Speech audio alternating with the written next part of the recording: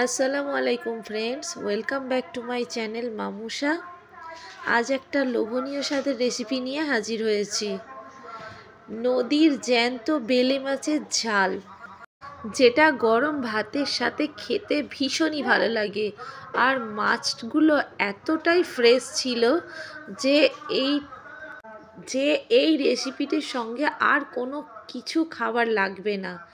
শুধু এই মাছের ঝাল হলে সমস্ত ভাত চেটেপুটে খাওয়া হয়ে যাবে।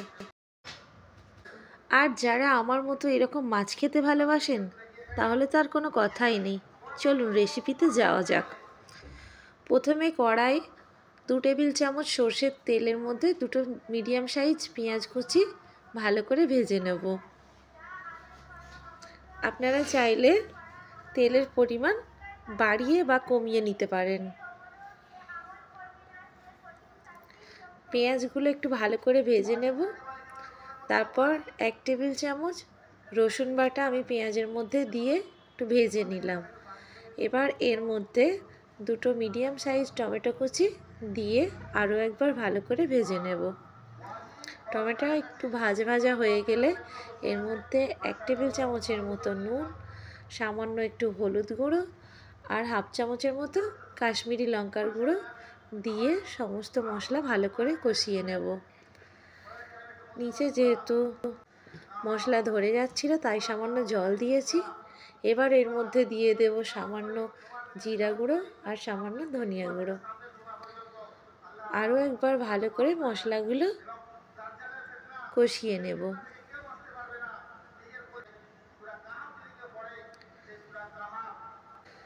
যতক্ষণ না মশলার কাঁচা গন্ধ যাচ্ছে ততক্ষণ আমি মশলাগুলোকে ভালো করে কষিয়ে নেব। মশলা থেকে তেল খুব সুন্দর ছেড়ে গেছে। এবার আমি একটা মিক্সিং জারের মধ্যে একটা কাঁচা লঙ্কা নিয়েছি, এর মধ্যে সামান্য পোস্ত নেব আর সামান্য কালো সর্ষে নিয়েছি।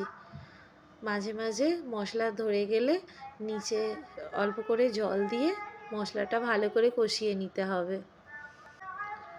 আর সর্ষে, পোস্ত, কাঁচা লঙ্কায় মিক্সিং জারের মধ্যে সামান্য জল দিয়ে ওটাকে ব্লেন্ড করে রাখবো।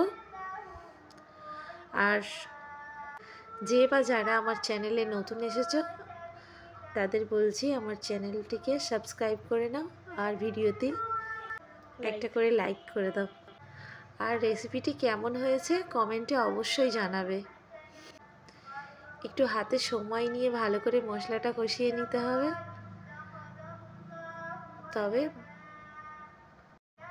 তাহলে মাছের ঝালটা খেতে খুবই সুন্দর হয়। এবার আমি কাঁচা মাছগুলো ভালো করে বেছে ধুয়ে রেখে দিয়েছিলাম জল ঝরিয়ে, সেই মাছগুলো আমি এই মশলার মধ্যে দিয়ে দিলাম। দিয়ে আলতো হাতে ভালো করে কষিয়ে নেব। জল না দিয়ে একদম লো টু মিডিয়াম ফ্লেমে গ্যাস রেখে মাছগুলোকে আলতো হাতে নাড়িয়ে চাড়িয়ে ভালো করে কষিয়ে নেব, যাতে সমস্ত মশলা মাছের মধ্যে ঢোকে ভালোভাবে।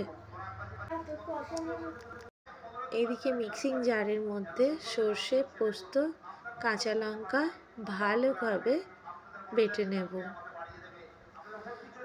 সর্ষে পোস্ত বাটাটা আমি একটা ছাঁকনির সাহায্যে ছেঁকে তারপর জলটা দেব, ছিবড়াগুলো দেব না। হাতে সময় নিয়ে খুব আলতো হাতে এই মাছের ঝালটা বানাতে হবে, তা না হলে মাছগুলো নরম হয়ে ভেঙে যাওয়ার সম্ভাবনা থাকে। সর্ষে পোস্ত বাটা জলটা আমি ছাঁকনির সাহায্যে ছেঁকে নিয়েছি, নিয়ে মাছের মধ্যে উপর থেকে দিয়ে দিয়েছি। দিয়ে এবার আমি এই মাছটা 10 থেকে 15 মিনিটের মতো ঢাকা দিয়ে রান্না করব। 10 মিনিট হয়ে গেছে, মাছগুলো ভালো সেদ্ধ হয়ে গেছে আর তেলও ছেড়ে গেছে। খুব সুন্দর রেসিপিটি তৈরি হয়ে গেছে। এবার আমি উপর থেকে কিছু ধনিয়া পাতা ছড়িয়ে আমি পরিবেশন করে দেখাবো। দেখতে যতটা লোভনীয় হয়েছে মাছের ঝালটা, খেতেও ভীষণই সুস্বাদু হয়েছে। আপনারা অবশ্যই বানাবেন আর কমেন্টে জানাবেন কেমন হয়েছে। যারা আমার চ্যানেলে নতুন, আমার চ্যানেলটিকে অবশ্যই সাবস্ক্রাইব করে নেবে। ভালো লাগলে লাইক দেবে, কমেন্টে জানাবে কেমন হয়েছে। ওকে, টাটা।